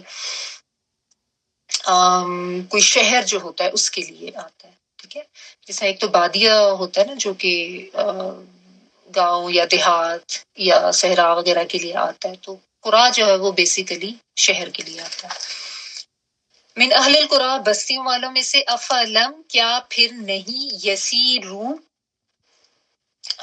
وہ چلے پھرے سین یارا سارا یسیرو یسر جو ہے آسانی کے لیے آتا ہے شروع میں یا جو ہے وہ کے معنوں میں کیا پھر نہیں وہ چلے پھرے فی الارض زمین میں فینظرو تو وہ دیکھتے فا تو یا وہ نون سوئرا دیکھنا وہ نظر کرتے وہ دیکھتے کیفا کس طرح کانا ہوا عاقبت انجام الذین ان لوگوں کا من قبلہم ان سے پہلے ولدار الاخرتی اور البتہ گھر آخرت کا دار گھر کو کہتے ہیں. ٹھیک ہے اور لام زبر جو ہے وہ البتہ کے لیے آ رہا ہے اور البتہ گھر الاخرتی آخرت کا خیر بہتر ہے للذین اتقوا لیے ان لوگوں کے جنہوں نے تقوی اختیار کیا. افلا تعقلون کیا تم عقل سے کام نہیں لیتے؟ تو یہاں پہ اللہ سبحانہ تعالیٰ نے یہ بتا دیا کہ آپ کی طرف جو یہ لوگ توجہ نہیں دیتے یا آپ کو جھٹلاتے ہیں تو کیا اس وجہ سے کہ ان کو یہ بات بڑی عجیب لگتی ہے کہ انہی لوگوں میں سے ایک کوئی انسان تھا جس کو اللہ نے نبی بنا کے تو اللہ نے کیسے اس کو اپنے احکامات دے دی حالانکہ یہ کوئی نئی انوکھی بات تو ہے نہیں. کیوں؟ کیونکہ آپ صلی اللہ علیہ وسلم کوئی پہلے نبی تو ہے نہیں. آپ سے پہلے ہمیشہ یہی طریقہ کار اللہ تعالیٰ کا رہا ہے کہ اللہ تعالیٰ بستی والوں میں شہر والوں میں انبیاء کو مقرر کرتے رہے ہیں. اور اس سے ایک چیز مفسرین یہ بھی بیان کرتے ہیں کہ اس سے یہ بھی پتہ چلتا ہے کہ اللہ تعالیٰ نے نبوت جو ہے وہ صرف مردوں کو ہی دی ہے عورتوں کو نہیں دی ہے. ٹھیک ہے اب اس پہ بعض لوگ اعتراض کرتے ہیں بعض عورتوں کی طرف سے اعتراض ہوتا ہے بعض پھر اس کے لیے مختلف قسم کی کوئی توجیحات دے کے یہ ثابت کرنے کی کوشش کرتے ہیں کہ نہیں عورتوں کو بھی نبی بنایا گیا تھا کچھ نام بھی اس حوالے سے لیے جاتے ہیں. حالانکہ دیکھیں یہ آیت صاف اس بات کو واضح کرتی ہے نا. یہاں پہ رجال ان کا ورڈ کہا گیا ہے جو کہ مرد کے لیے ہی آتا ہے اگر آپ اس کو عربی ڈکشنری میں بھی چیک کر لیں. تو اب اس میں کہیں پہ عورت کی کوئی سبکی نہیں کی جا رہی ہوتی. ایک تو پتہ نہیں ہمارے یہاں یہ بھی بہت کانسیپٹ عورتوں کو فوراً جو ہے نا وہ آ جاتا ہے یا دکھنے لگ جاتی ہے بات. دیکھیں اس میں کوئی ایسا نہیں ہے کہ عورت کی کوئی تحقیر کی گئی ہے یا کوئی عورت کو کمتر سمجھا گیا ہے اس لیے اللہ تعالیٰ نے اس کو نبوت دی. بالعموم یہی آتا ہے نا کہ کیوں مردوں کو نبوت دی ہمیں کیوں نہیں دی عورتوں کو کیوں اللہ تعالیٰ نے جو ہے وہ کمتر رکھا یا پیچھے رکھا. بات اصل میں یہ ہے دیکھیے اللہ تعالیٰ نے جب یہ دو جنس بنائی ہے نا ایک مرد ہے ایک عورت ہے دونوں کے فرائض اور کاموں کا اپنا اپنا دائرہ کار رکھا ہے. مردوں کا دائرہ کار گھر سے باہر کا ہے عورت کا دائرہ کار اس کے گھر کے اندر ہے. اس نے گھر میں رہنا ہے اس نے گھر گھرستی سنبھالنی ہے بچوں کو پالنا ہے گھر کے دیگر کام شام کرنے ہیں. اس کو مکلف ہی نہیں بنایا گیا نا باقی کاموں کا. جبکہ کار نبوت جو ہے نبوت کا جو ایک کام یا جو یہ کہ بوجھ ہے اس کو آپ گھر کے اندر بیٹھ کے تو کر نہیں سکتے نا.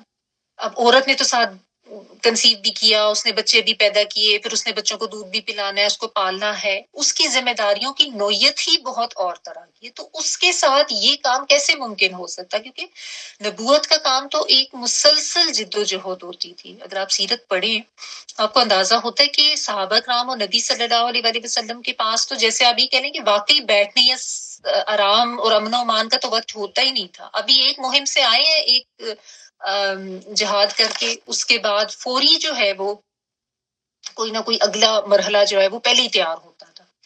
تو عورت یہ کام نہیں کر سکتی تھی نا. دیکھیں اللہ تعالیٰ نے اپنی حکمت کے تحت یہ فیصلے کیے ہیں نا کہ مرد اگر معاش بھی جو ہے جو ظاہرہ معاش کا کام بھی گھر سے باہر نکل کے جا کے کرنا والا ہوتا ہے, اس کی ذمہ داری بھی مرد پہ ڈالی گئی ہے, جبکہ عورت جو ہے اس کو اس کا نامکلف بنایا گیا ہے, نہ اس کو اس طرح کی اس سے کوئی جواب دہی ہوگی اور اس کو گھر میں رہنے کا کہا گیا. تو یہ صرف آپ کہہ لیں کہ ایک جس طرح ایک ہیرارکی سی ہوتی ہے ہر آرگنائزیشن میں, ایک باس ہوگا, پھر اس کے نیچے ایک بندہ ہوگا, پھر اس کے نیچے بندہ ہوگا. تو اللہ تعالیٰ نے گھر کا بھی جو ایک یونٹ بنایا نا, اس میں اسی طریقے سے ڈویژن کی گئی ہے. مرد جو ہے اس کو قوام بنایا گیا ہے قرآن میں اللہ تعالیٰ نے. اب ہمارے یہاں مسئلہ کیا ہوتا ہے کہ یا تو مرد اس قوام کا مطلب غلط لے لیتے ہیں اور وہ خود کو حاکم سمجھ کے اور عورت پہ ظلم کرنا اپنے لیے جائز قرار دے دیتے ہیں. عورتوں کا معاملہ آتا ہے تو وہ کہتے ہیں کہ لو جی مردوں کو کیوں ایسے حاکم بنا دیا, ہم کریں گے, ہم یہ تو ہم وہ, ہمیں برابری کے حقوق چاہیے, ہمیں یہ بھی کرنا, ہمیں وہ بھی کرنا ہے, ہم کمائیں گے بھی, ہم گھر سنبھالو. خود ہی عورتوں نے اپنی زندگیوں کو اتنا مشکل بنا کے اپنے اوپر یہ مصیبت ڈال دی ہے کہ میں کمائی کی بھی ذمہ داری خود لوں گی, اور پھر بچے بھی ظاہرہ خود ہی پیدا کرنے ہیں, ان کو بھی پالنا ہے, گھر کے کام بھی خود کرنے ہیں, پھر ہلکان ہوئی پھرتی ہیں. آج کل آپ دیکھ لیں ہر گھر میں یہی ہو گیا ہوا ہے, مطلب ایک تصور یہ بن گیا ہوا ہے کہ عورت جو ہے اس نے کمانا ضرور ہے. ہماری بچیاں دیکھ لیں اور ہم سب اس کے پیچھے جو ہے وہ اتنے ہینڈ کفٹ ہو گئے ہوئے ہیں کہ بس وہ ایک جو چیز چل پڑی ہے وہ چل پڑی ہے. اور اگر نہ کیا جائے تو عورتیں سمجھتی ہیں کہ شاید ان کے اوپر جو ہے وہ کوئی پابندیاں لگائی جا رہی ہیں, ان پہ ظلم کیا جا رہا ہے. تو اپنی بچیوں کو پڑھائیں ضرور, ان کو نوکریاں ضرور کرائیں. میں یہ نہیں کہتی کہ کوئی اس میں پابندی ہے, لیکن صرف ایک شعور ان کو ضرور دیں کہ جب شادی ہونی ہے تو مرد جو ہے اس کو قوام بنایا گیا, سو لیٹ ہم ڈو ہز جاب. خام خواہ کے مصیبتیں لے لے کے اپنے سر کے اوپر یا خام خواہ کی ذمہ داریاں اپنے سر پہ نہ ڈالیں.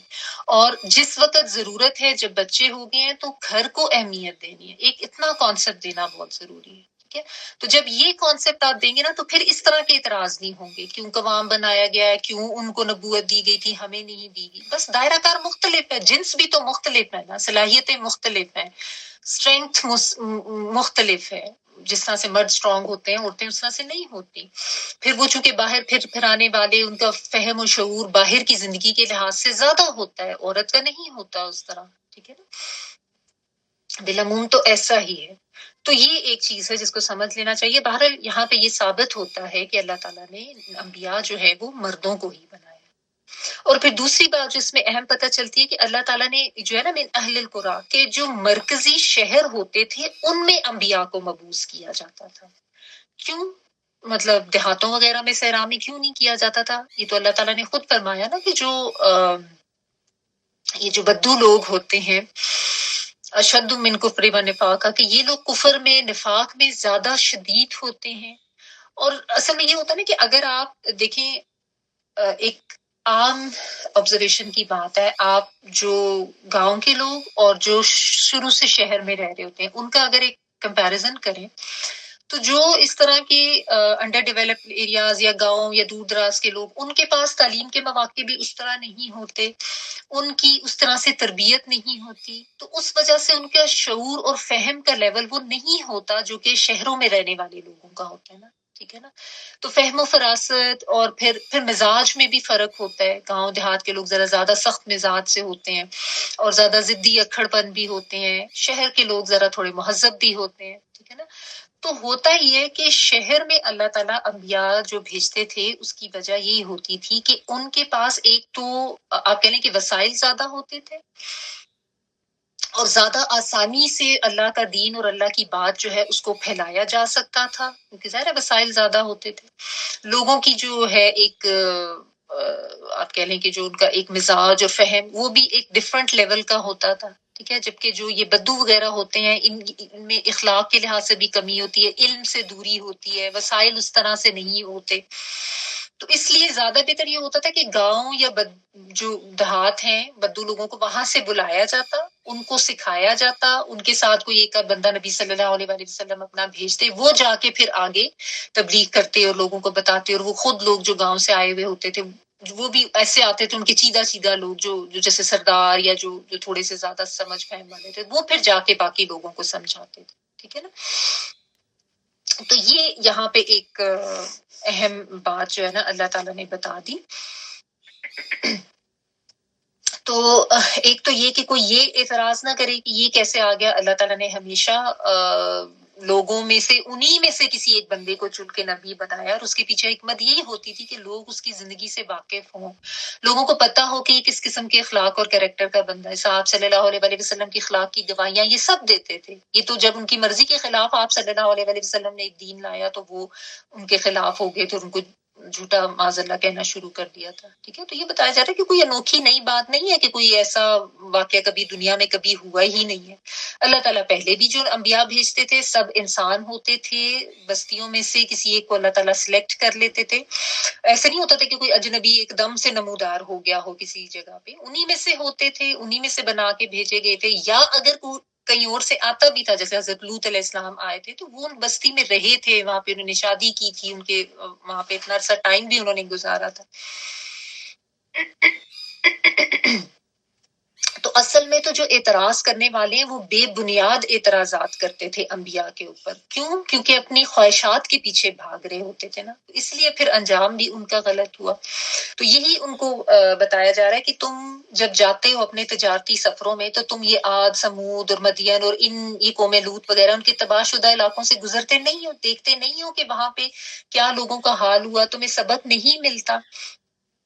اس سے یہی تمہیں پتا چلتا ہے نا کہ جو دنیا کے پیچھے بھاگتا ہے اور حق کا انکار کرتا ہے اس کا ایسا ہی بدترین انجام ہوتا ہے جیسے ان بستیوں کا ہوا.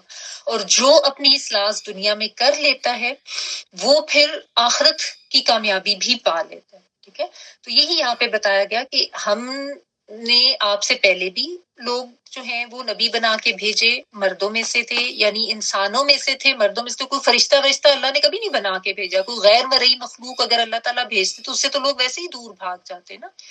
اور پھر مرکزی شہروں کا انتخاب کیا تاکہ پیغام تیزی سے زیادہ لوگوں تک پہنچے، لوگوں میں اس کو ریسیو کرنے کی زیادہ ایبلٹی ہو، دلوں کی سختی نہ ہو.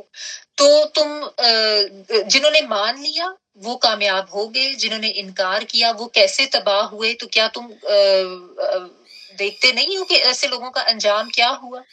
اور آخرت کن لوگوں کے لیے بہتر ہے؟ آخرت انہی کے لیے بہتر ہے جنہوں نے اللہ کے تقوی کے ساتھ زندگی گزاری. افلا تعقلون، کیا تم عقل استعمال نہیں کرتے؟ یہ جو ہے ولدار الآخرت خیر للذین اتقوا، آپ دیکھیں یہ وہی بات ہے جو حضرت یوسف علیہ السلام نے بھی اپنے بھائیوں کو کہی تھی نا کہ جو تقوی اختیار کرتا ہے، انہوں نے ساتھ اس میں صبر کا بھی ذکر کیا تھا کہ جو تقوی اختیار کرتا ہے، صبر کرتا ہے تو وہ تو محسنین میں آ جاتا ہے، اور پھر ایسے لوگوں کا اجر اللہ تعالیٰ ضائع نہیں کرتے. تو یہاں پہ ایک وہی بات اب نبی صلی اللہ علیہ وسلم کو بھی بتائی جا رہی ہے کہ آپ ان کو یہ سمجھا دیں اگر آخرت پر نظر ہے، اگر آخرت کی کامیابی چاہتے ہو تو پھر اس کا طریقہ کیا ہے؟ اس دنیا میں اللہ کے تقوی کے ساتھ زندگی گزارنی پڑے گی. یعنی آخرت میں کامیابی ان لوگوں کی ہے جو اللہ کا تقوی اختیار کر کے اس دنیا میں رہتے ہیں. تو اب اللہ کا تقوی کیا ہے؟ سیدھی سی بات ہے کہ انسان کی زندگی گزارنے کا طریقہ ایسا ہو کہ میں نے کوئی ایسا کام نہیں کرنا جو اللہ کو ناراض کرنے والا ہو، میں نے ہر وہ کام کرنا ہے جو اللہ کو راضی کرنے والا، خوش کرنے والا ہو، جس میں مجھے ثواب ملے، جس میں میری آخرت میں جو ہے وہ کامیابی لکھی جائے اور آخرت کی کامیابی میرے لیے مقدر ہو. لیکن اس کے لیے ونس اگین بات وہیں آ کے رکتی ہے شعور کی، بصیرت کی. کیونکہ بہت سے لوگ ایسے ہیں جو بہت سی عبادات اور بہت سے نیک کام اسی مقصد سے کر رہے ہوتے ہیں کہ ہمیں اس سے بڑا ثواب ملے گا. جو میں نے کہا نا کہ بدعت اسی لیے زیادہ خطرناک ہے کہ انسان اس کو ثواب کی نیت سے کر رہا ہوتا ہے نا. اتنی قرآن خوانیاں کر لوں گا، یہ عید میلاد النبی پہ یہ کام کر لوں گا تو مجھے تو بڑا ثواب ملے گا. تو وہ ثواب تو کوئی نہیں ہے نا. تو اگر آخرت پہ نظر ہوگی، اللہ کے تقوی کے ساتھ زندگی گزاری جائے گی تو کامیابی ہے. لیکن وہ اللہ کا تقوی کیسے آئے گا جب تک ہم سمجھیں گے نہیں اس قرآن کو، جب تک ہم اللہ کی ذات کی معرفت حاصل نہیں کریں گے. کیونکہ ہمارے ہاں جو خوف ہے نا وہ لوگوں کا ہے، وہ معاشرے کا ہے، وہ ہماری ذات برادری کا ہے، ہمارے رسوم و رواج کا ہے. اب شادی ہو رہی ہے، میں نے یہ نہ کیا تو لوگ کیا کہیں گے؟ اب فوتگی ہو گیا، میں نے یہ رسوم و رواج نہ کیے تو میری برادری میں ناک کٹ جائے گی. تو اللہ کا تقوی تو نہیں ہوتا نا. تو یہ تو لٹمس ٹیسٹ ہے ہمارے لیے. ہم چیک کریں عام زندگی کو چھوڑیں، ان مواقعوں پہ جو اہم یہ واقعات ہوتے ہیں نا زندگی میں، ایسے میں پتہ چلتا ہے کہ پھر انسان میں اللہ کا تقویٰ کتنا ہے، اللہ کی خاطر انسان کتنا سٹینڈ لیتا ہے.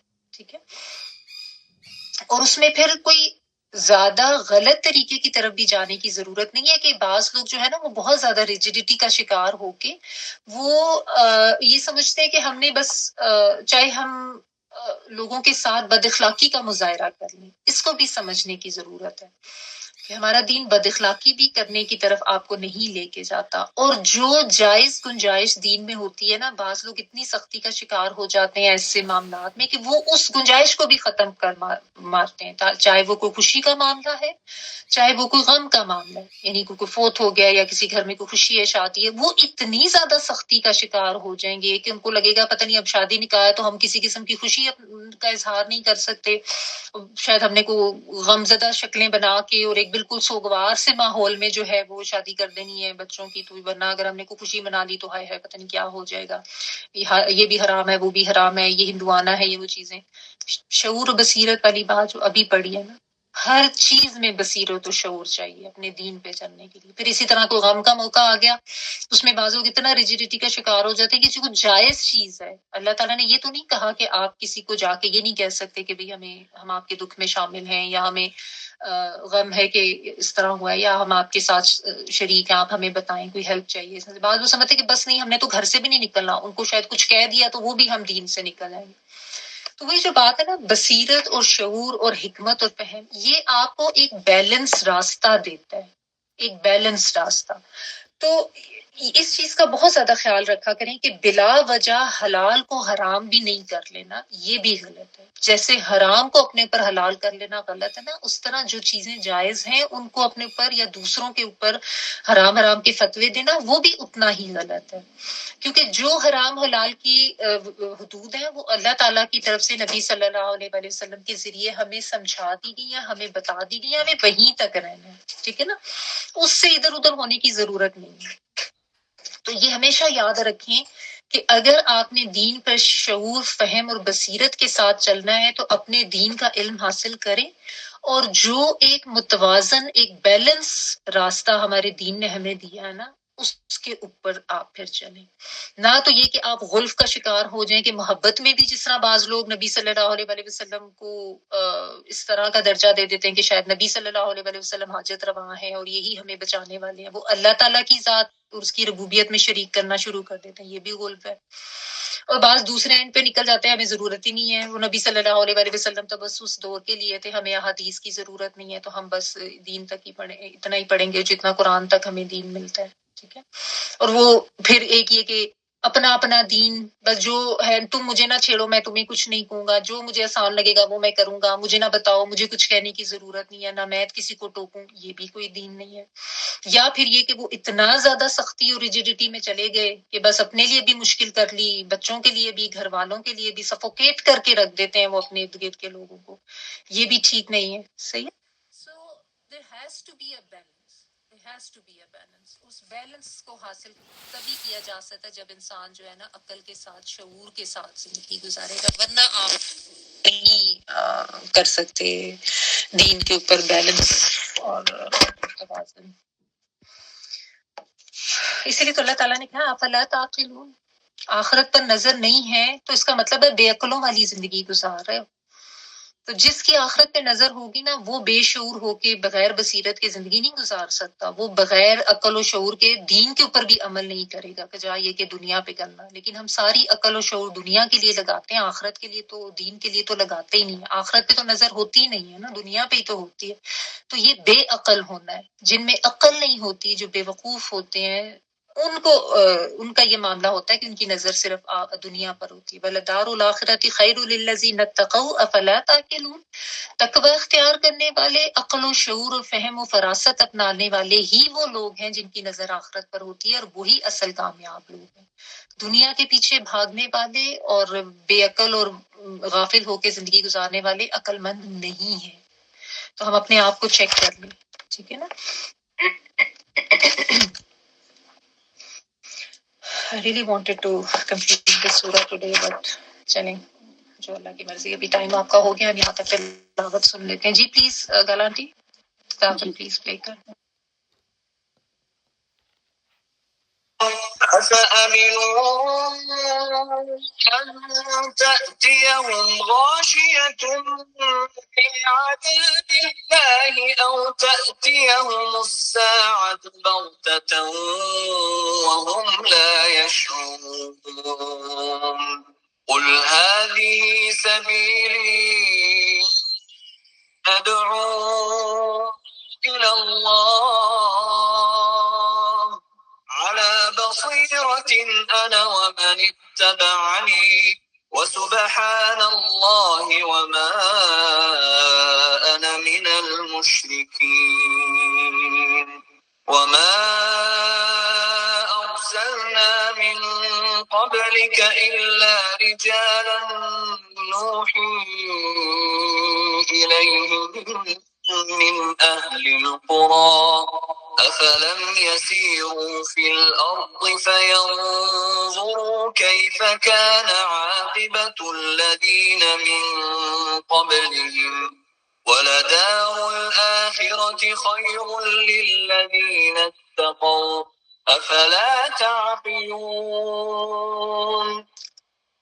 آخر دعوانا الحمد لله رب العالمين. سبحانك اللهم وبحمدك نشهد أن لا إله إلا أنت نستغفرك ونتوب إليك. سبحان ربك رب العزة عما يصفون وسلام على المرسلين والحمد لله رب العالمين. بارك الله لي ولكم في القرآن العظيم ونفعني وإياكم بالآيات وذكر الحكيم. دعا کر لیجیے.